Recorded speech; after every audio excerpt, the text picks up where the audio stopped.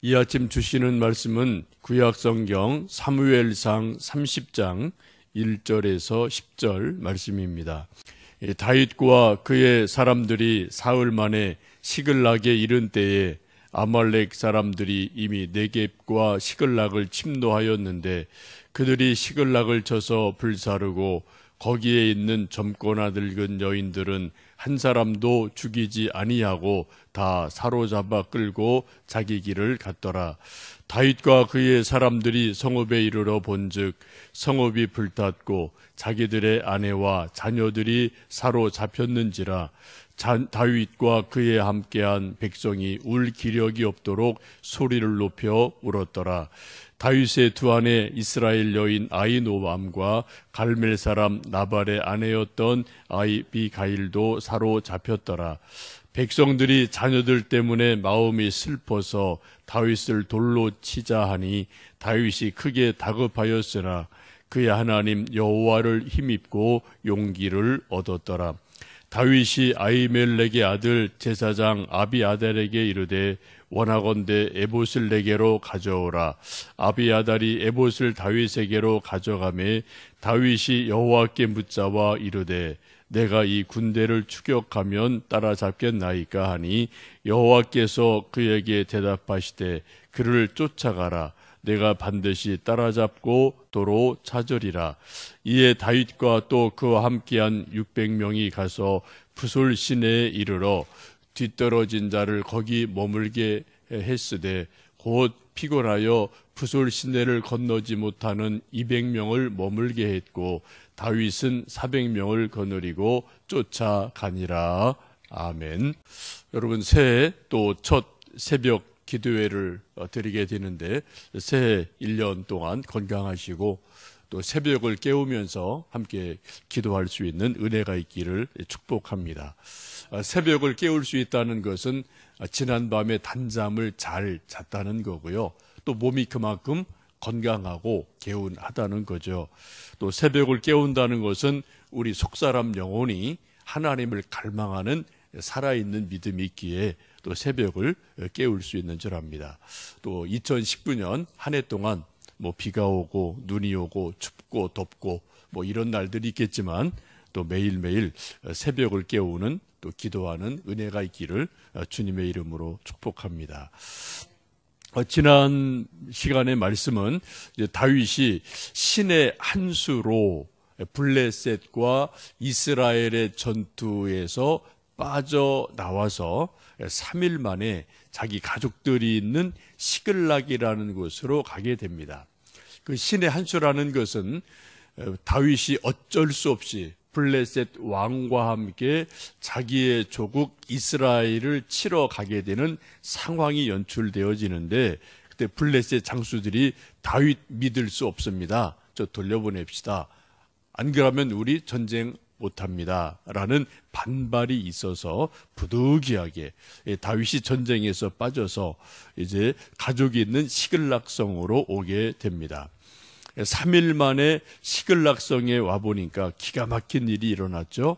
그 3일 동안 다윗과 600명의 군사가 시글락성을 지키지 못하고 민간인 가족만 남아있는 그때에 아말렉 족속이 쳐들어와서 다윗의 가족 또 모든 600명의 가족들, 처자식들을 다 사로잡아가는 그러한 일들이 일어나게 됩니다. 사무엘상 30장 1절 2절 다시 읽어보십니다. 다윗과 그의 사람들이 사흘 만에 시글락에 이른 때에 아말렉 사람들이 이미 네겝과 시글락을 침노하였는데 그들이 시글락을 쳐서 불사르고 거기에 있는 젊거나 늙은 여인들은 한 사람도 죽이지 아니하고 다 사로잡아 끌고 자기 길을 갔더라. 기가 막힌 일이 일어나죠. 3일간 전투에 참여해서 3일 성을 비운 사이에 아말렉 족속이 쳐들어와서 다 불사르고 성과 집은 불사르고 처자식은 다 포로로 사로잡아가는 기가 막힌 일이 일어납니다. 그래서 그 뒤에 말씀을 보시면 다윗과 그 600명의 부하들이 울 기력이 없도록 소리 높여 울었다라고 4절에 말씀하죠. 지금 상황이 그렇게 됐죠. 처자식이 다 어디로 갔는지 행방불명이 되고 흔적이 없고, 그리고 집은 불타고 성문도 불타고 한 그러한 상황을 보면서 다윗과 그 600명의 부하들이 울 기력이 없도록 땅바닥에 주저앉아서 땅을 치며 통곡하며 울고 있는 모습을 보게 됩니다. 이때 이러한 급작스러운 상황에서 이 600명의 부하들이 다윗에 대해서 반란의 조짐이 일어납니다. 6절 말씀, 30장 6절 말씀 읽습니다. 백성들이 자녀들 때문에 마음이 슬퍼서 다윗을 돌로 치자 하니 다윗이 크게 다급하였으나 그의 하나님 여호와를 힘입고 용기를 얻었더라. 여러분, 우리말에 그런 말이 있죠. 잘 되면 누구 탓이에요? 내 탓. 못 되면은 누구 탓이요? 조상 탓이에요. 그죠? 이게 사람의 심리가 우리 한국 사람도 그렇고 뭐 옛날 사람도 그렇고 뭐 미국인도 마찬가지 다 그런 심리가 다 있죠. 잘 되면 이건 내가 잘한 거예요. 내 공로예요. 근데 잘못하면 누구예요?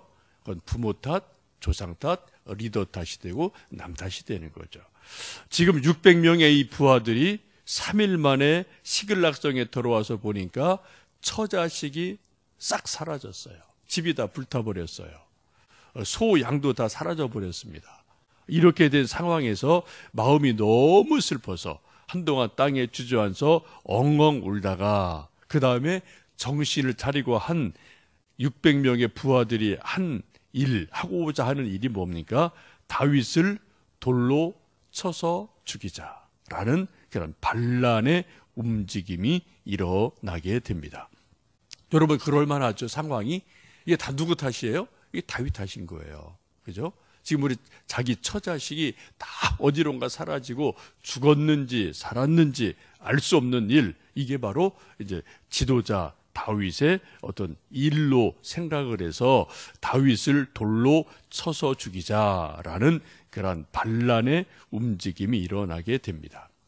우리나라도 6.25를 경험을 했고 또 늘 우리가 전쟁의 위기 가운데 있는데 평화가 오면은 이거 우리가 잘한 거예요. 백성이 잘한 거예요. 근데 여러분, 만약에 우리가 만에 하나 북한과 우리 사이에 어떤 전쟁이 일어났다. 그거 누구 탓이에요? 그거 대통령 탓이죠. 그건. 그죠? 분명히 대통령이 잘못한 거가 있는 거거든요. 최고 책임을 져야 될 일이 분명히 있겠죠. 근데 그런 일이 지금 다윗에게 일어나게 됩니다.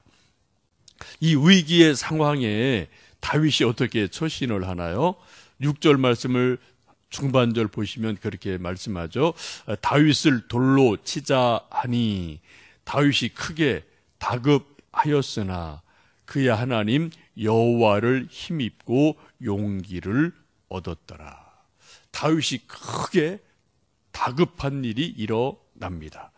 아주 지금 분위기가 부하들이 칼을 빼고 돌을 들어서 다윗을 600명이 빙 둘러싸고 이거 다 다윗 책임져라, 찾아내라 라고 소리를 지르면서 다윗을 돌로 쳐서 죽이려고 하는 위기가 일어납니다. 크게 다급한 일이 일어납니다. 그때 하나님을 의지해서 용기를 얻었다라고 말씀합니다.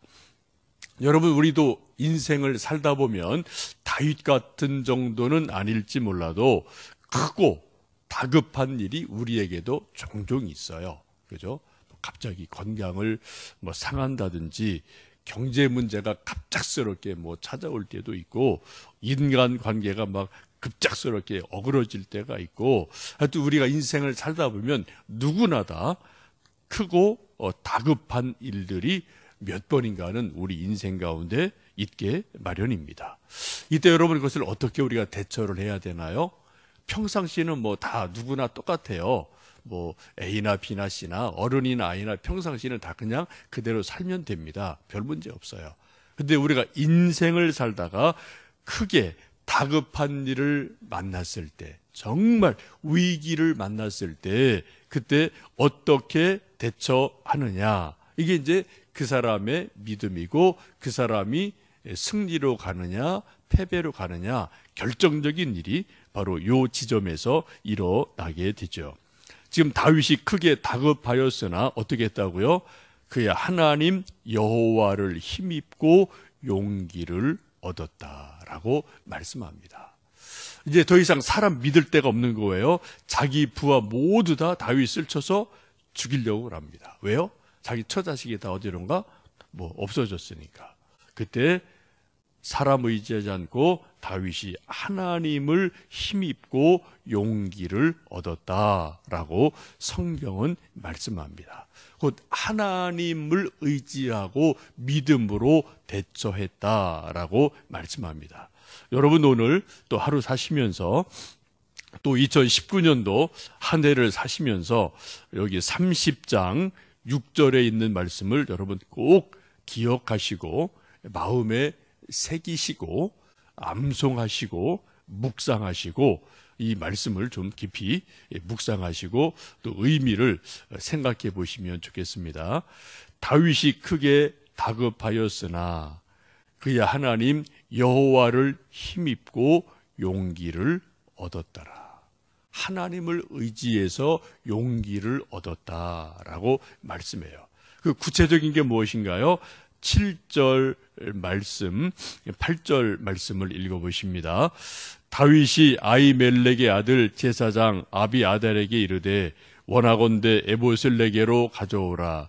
아비아달이 에봇을 다윗에게로 가져오매 다윗이 여호와께 묻자와 이르되 내가 이 군대를 추격하면 따라잡겠나이까 하니 여호와께서 그에게 대답하시되 그를 쫓아가라. 내가 반드시 따라잡고 도로 찾으리라. 지금 위기의 순간에 다윗이 한 일이 무엇입니까? 제사장 아비아달을 급히 찾죠. 이 아비아달은 우리가 전번에 보신 것처럼 제사장 85인이 학살되는 일이 있는데 그때 유일하게 살아남은 제사장의 아들입니다. 이때 다윗에게로 도망오면서 에봇을 가지고 와요. 에봇이라는 것은 대제사장이 입는 옷인데 쉽게 말씀드리면 긴 앞치마 같은 겁니다. 어깨부터 쭉 무릎까지 긴 앞치마 같은 제사장의 옷이 있고 그 앞에 가슴 쪽에 호마노를 2개 다른 어떤 그러한 것이 있는데 거기에 12아들의 이름이 이제 새겨져 있는 그런 제사장이 입는 옷입니다. 이것은 하나님의 뜻을 구할 때 그 옷을 입고 제사장이 하나님께 하나님 이것입니까? 저것입니까? 라고 기도할 때 사용되어지는 옷이기도 합니다. 지금 이 제사장을 불러놓고 그 제사장 앞에서 다윗이 하나님께 기도를 하죠. 하나님, 우리가 추격하면은 따라잡겠습니까?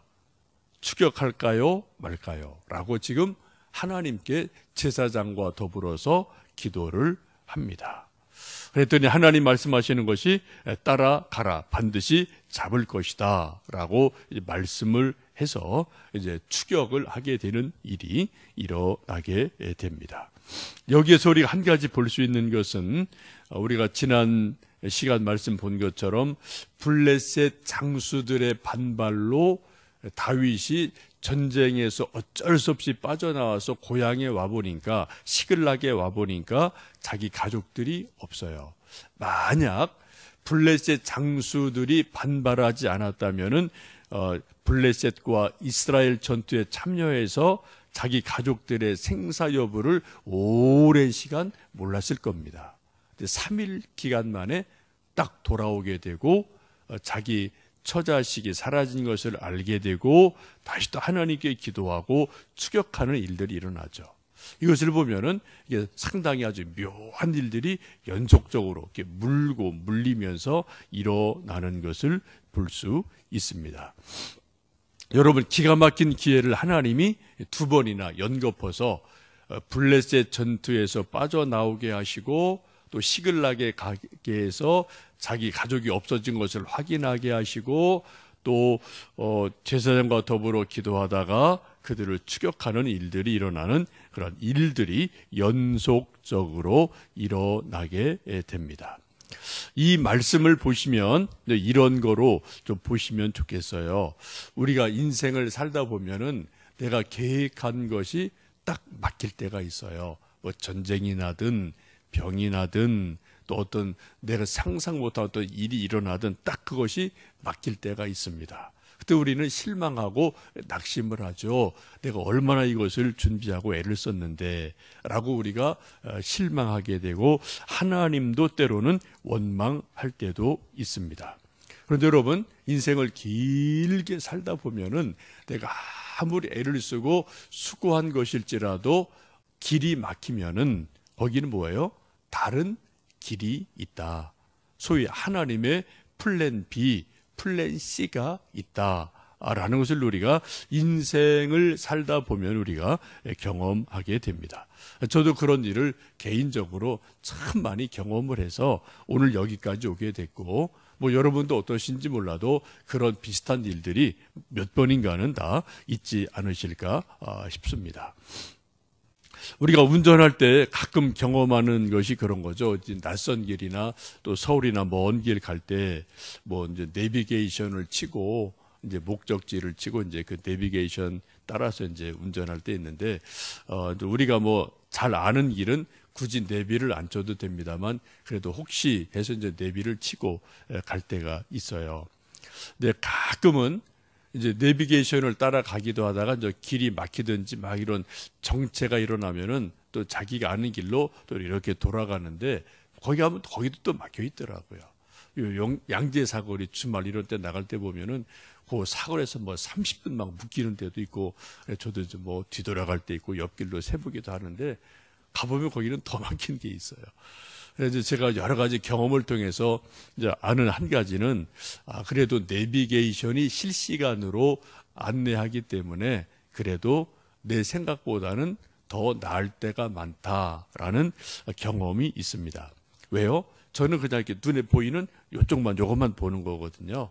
근데 내비게이션은 하늘에서 인공위성이 하늘에서 전체를 보기 때문에 제가 못 보는 여기저기 저쪽 앞까지 쭉 보기 때문에 실시간으로 내비게이션이 잘 안내만 해준다면 내가 이렇게 육안으로 보는 저쪽 뭐 1km 얼마 몇 미터 이거보다는 훨씬 더 전체를 보고 바른 길로 인도한다라는 것을 이제 여러 번 경험을 해보게 됩니다. 여러분, 우리 인생도 그렇지 않을까요? 우리가 아무리 경험이 많고 지식이 많고 생각이 많아도 우리가 자기 인생을 바라보는 것은 뭐 두수, 세수 이만큼 바라보는 거예요. 하나님은 어때요? 열수, 백수를 쭉 앞을 전체를 바라보시면서 우리 인생의 걸음을 영원까지 인도하시는 분이 하나님이신 줄로 믿습니다. 올 1년 동안 우리가 시작하면서 저는 저대로 이러한 기도 제목, 이러한 저런 계획이 개인적으로 교회적으로 있습니다. 또 여러분도 개인적으로 가정적으로 또 이런저런 기도 제목 또 계획들이 있으실 겁니다. 우리는 새해를 맞으면서 그런 계획을 나름대로 구상을 하고 플랜을 만들어 봐야 되죠. 그러나 더 중요한 것은 하나님의 계획하심은 우리보다 더 높다, 더 좋으시다, 더 바르시다 라는 것을 믿으면서 혹시 내 계획이 막히거나 또 다르게 뒤틀릴 때 그때 낙심하거나 실망하지 말고 이곳에도 하나님의 인도하심이 있다라고 우리가 믿으면서 하나님 의지하고 또 믿음으로 한 걸음 한 걸음 걸어가는 것이 우리 인생이고 믿음인 줄 압니다. 잠언 16장 1절에 사람이 마음으로 자기 길을 계획하나 그 말의 응답은 여호와께로 말미암느니라 라는 말씀이 있어요. 참 귀한 말씀이죠. 사람들이 자기의 길을 자기 마음으로 계획하나 그러나 그 말의 응답은 하나님께 있다라는 말씀을 보게 됩니다. 올 또 2019년 한 해를 시작하시면서 우리가 계획하는 많은 일들 하나님 앞에서 형통한 은혜 있길 원하고요. 혹시 막히거나 다른 길 열릴 때 하나님의 플랜 B, 플랜 C가 있으신가? 라고 우리가 믿고 또 믿음으로 그것을 또 끝까지 따라가고 순종함으로 더 좋은 일을 만들어 가시는 올 한 해가 되시기를 주님의 이름으로 축복합니다. 함께 기도하겠습니다.